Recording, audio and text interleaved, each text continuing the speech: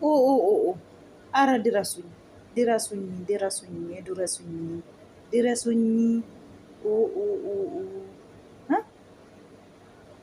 ሮዛ ምን ሆንሽ እናቴ? አረ እባካችሁ ድረሱኝ። አሰላሙ አለይኩም ወረህመቱላሂ ወበረካቱ። አከም ጅርተኒ ፈያ ኬሰኒ ነጋ ኬሰኒ አሸማ ሀርከፉኒ ነጋ ቀብዱ በገጅራተን በገርቢ ሳከና ሲንጌሲስ እንደ ኬሰን ሮዛ የሰው ህይወት አታጥፊ ብናትሽ። ለምንድን ነው እስር ቤት የምትገቢ? ሽሮ አትፈልጊም እንዴ? ሽሮ እኮ ውድ ሆነ ወላሂ በዚህን ሰዓት። ምን ሆንሽ እናቴ? ተይ እባክሽ ተይ እባክሽ። ቤዛ እኔ ገልቼ ነበር ገላይ ነበር። እኔ ቤዛ አይና ማየት አይፈልግም፣ ግን ዛሬ የዩኖቹ ማየት ዛሬ ማየት ፈልግሽ ዛሬ ማየት ፈልግሽ ነው። አሬ ቤዛ እኛ ደባደባለው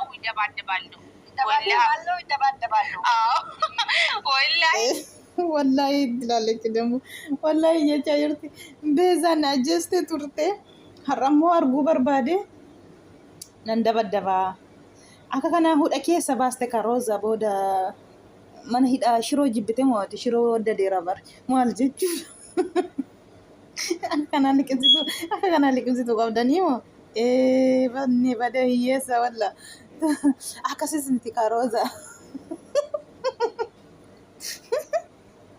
akkas miti rooziyye akkas miti dubbiin dingata fakkee eddee malee liqimsituu kana dhugaatti qabdanii toote lama taatanii daqiiqaan geessisnee jechuudha. Dubbiin liqimsituu dubbii cimtuudha. አይ ምስኪና በደህየሳ እኔ ቤዛ በጣም ተናጅጄ ነበር። ቤዛ ወይኔ ጉዴ ቤዛ ተቃጠላት። ጮጋ የኔ ጮጋራ ቤዛ ክኒኒ አቆይ ይቆረጣል ወደ ጨረሰችው ይቆረጣል ወደና ጀርባ ቤዛ እኮ ለመድኃኒት ጮንጋራን ተቃጠለች ጀቹ ቢጀት ጀቴቲ ሼፍ ገሉ ዲደር ያይ አይ ምስኪን ይወላ ጀርባሽ በጣም ይቆረጣል። ጀርባ እኮ ነው ቆረጠ ጥሩት የኔ ቤዛ ዛሬ ይደባደባል ወይ ይገለታል። ምንድነው በጥርስሽ ታረጋት በጥርስሽ ምንድነው ወዲዜ? አረ በጥርስ ጀነን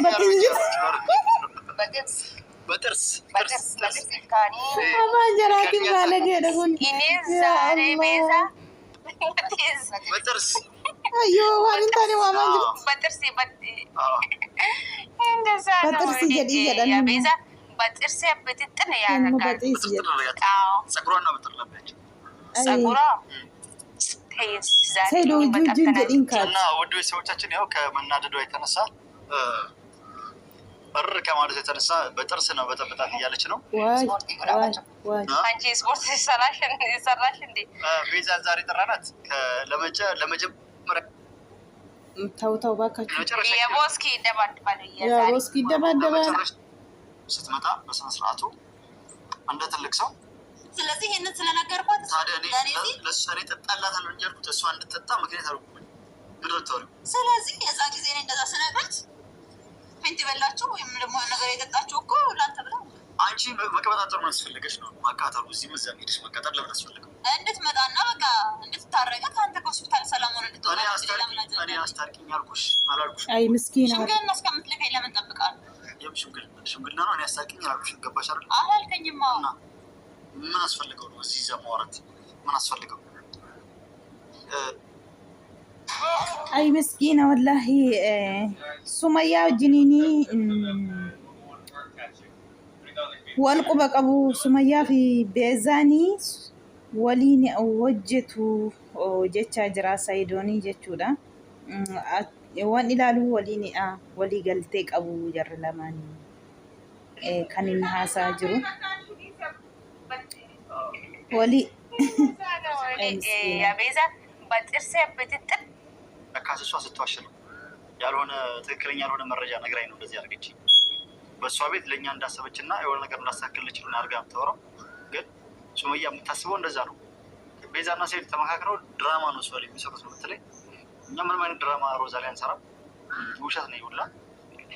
ስለዚህ ቤዛንም ካላሳሰርናት እያሉ ነበር እነሱ ማለት ነው። እንከሳታለን ቪዲዮን ማሳይተን ምን እንዳደረገችን እንከሰታለን እያሉ ነው። ግን እስኪ ክሱን ተዋትና አላህ አትርፎሻል። እንደ ትልቅ ሰው አብረን እናወራለን። አይ ምስኪን ወይ ሀደ በደየስ ቤዛቲን ከሳስና ጀደኒ ገሩ ሱመያን ከናሳ ጅርቱ ድራማ ratti hojjetaa jiru ቤዛ irratti jechaa jirti nuti ድራማ hojjennu qabnu garuu beezaa fi sumayyaa walii galaniiti kan isaan diraamaa hojjechaa jiran jedha taraasaa Saayidoonis sumayyaanis immoo taraashee diraamaa hojjetaa jiru Roozaa fi Saayidoon jetti jarri lamaanuu wal hoqqasaa jiru amma gidduutti jechuudha. Akkuma argitan egaa Roozaanii beezaatiin cuqqaaltee qabdeetti garuu miite haftee jirti sobdee dunuufattee malee maal huuti jetteeti maal hinuutu hin dunuufatte ija walitti qabdee miskiina walla beezaa gattaa'eeti si habiibti maal godhuga carraa makee eeggadhu abbaa manaa hima keessa duraa sanatti deebiitti yoo ittiin jireenya kee fadhuuti asa deemanii itti deemanii yoo birriifte faayidaa siin qabdu jechuudha. Yoo dhugaaftees yoo dhuguma akkuma birriif jetteeti yoo teessi jireenya kee balleessin wallaahi fayyaan qabeenya caala fayyaa yoo qabaatanii jechuudha. Gariin birriif jedheeti kan hallayyaa bu'u jira waan baadheedha. Wasaanyiin birriin hin dhufa sin dhumas kan amma jiraatu namummaadha. Atillee hansi jaallatu dhiistee kan sin jaallanne wajjin gizee fiidduu akkuma hayyuu birriif jetteeti natti fakkaata. Rabbiin keerri isiniif haa taasisu egaa nagama buusaa walillee nu dhiinaa wal fuutan innaan immoo nuti hin barbaannu egaa hidhaan ammaa tuffataniitu garuu gaa badaa miti. Hidhaan isheen ammaa kun ji'a tokkottuu gadi ba'u mana hidhaa keessa galan jettanii yoo ta'e mana keessan akka barbaaddan. Yommuu shiroom koon barbaade jettan immoo nagaa buusaatii karaa keessan irra jiraadha. Akka kanaa waliin tumiinaas baatanii jechuudha. Ittaansee immoo yeroo hunda kana hayyuuma kana waraabdaa sumayyaa Saayidooma kana fiddaallee naan hin jedhinaaga.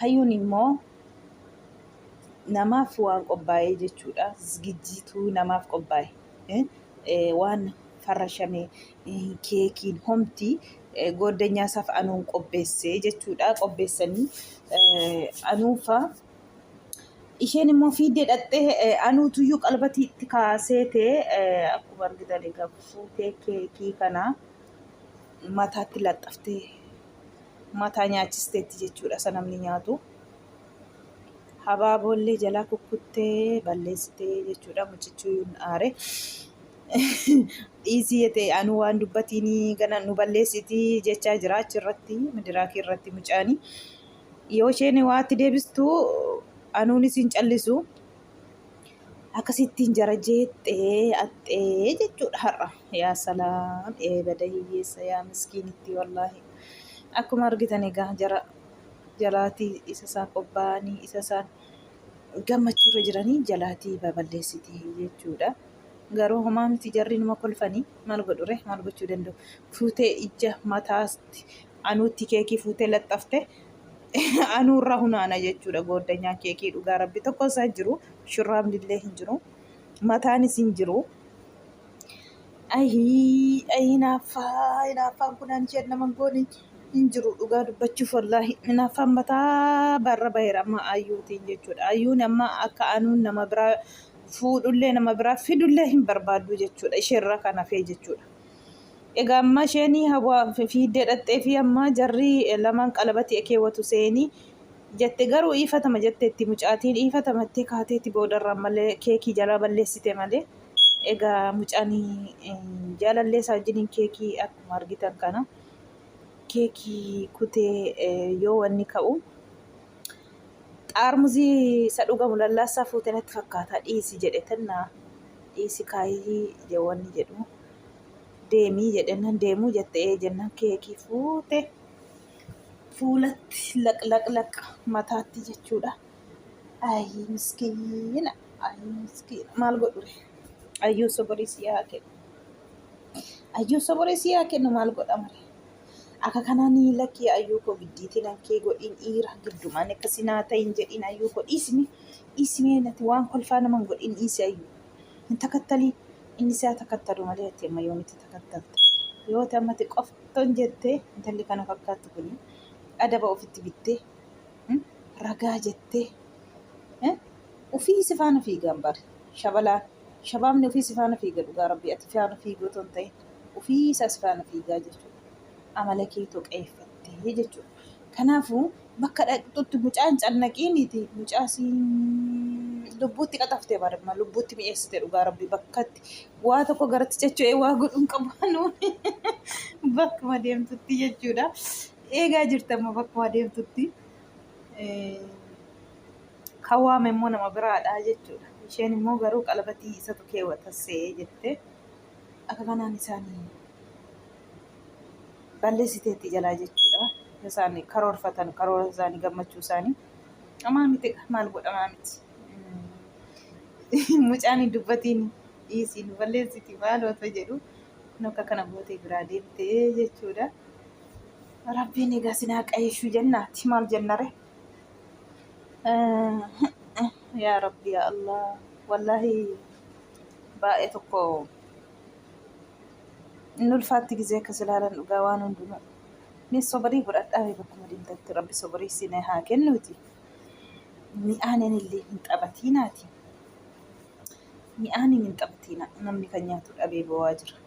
Kireemiidha jettan kireemni sun illee nyaatanii bishaan dhugu yoo wanti ate mi'aanuma dhannis ittiin hin xabatiinaan miskiinnan dhuguufan nyaatu dhabee taa'ee karaarra bo'aa mana yaa'ee gadi. Siin immoo akka kanaan mi'aanitti xabattu jechuudha ifatama. Kanaaf iyyuu rabbiin sina haa qayeeshu hunda keessanuu nuun illee rabbiin haa qayeeshu sina illee rabbiin sina haa qayeeshu dhugaa dubbachuu fi hayyuu koo ragaa jedhii ragaan barbaachisaadha. Bakka dhaqxeetti hin cannaqiini bakka dhaqxeetti illee balleessiini bakka dhaqxeetti illee nama ofitti hin gufachiisiini obsuma wayyaa. Amma gizee akkasaatu waan gobosiisitti fakkaata miskiina wallagaa guyyaa tokko yaadni galaa fi maal godhare yaa badayyeessa.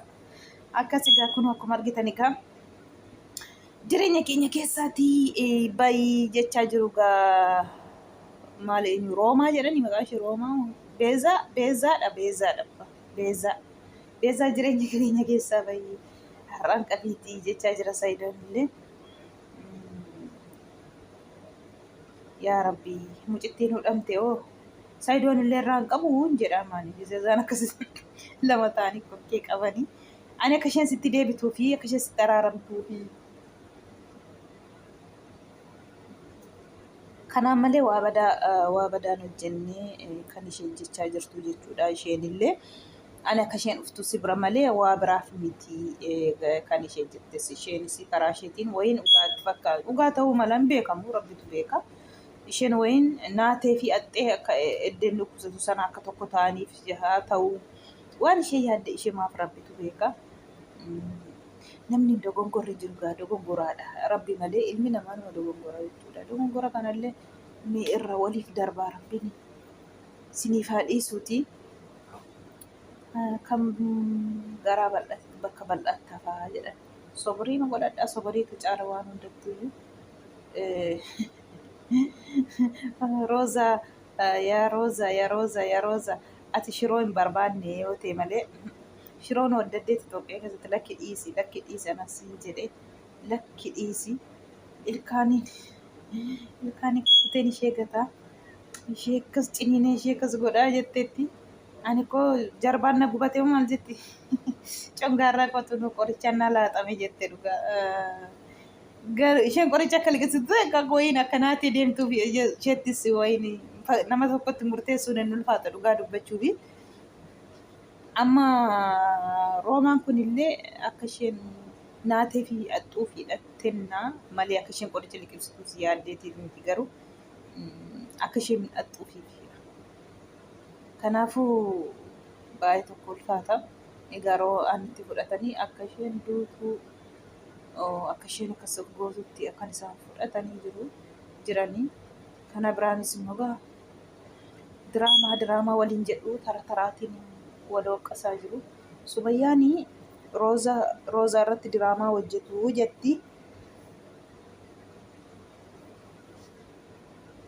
Saayidoon immoo Beezaa fi Sumayyaan diraamaa hojjetaa jiru jedha taraasaa jechuudha.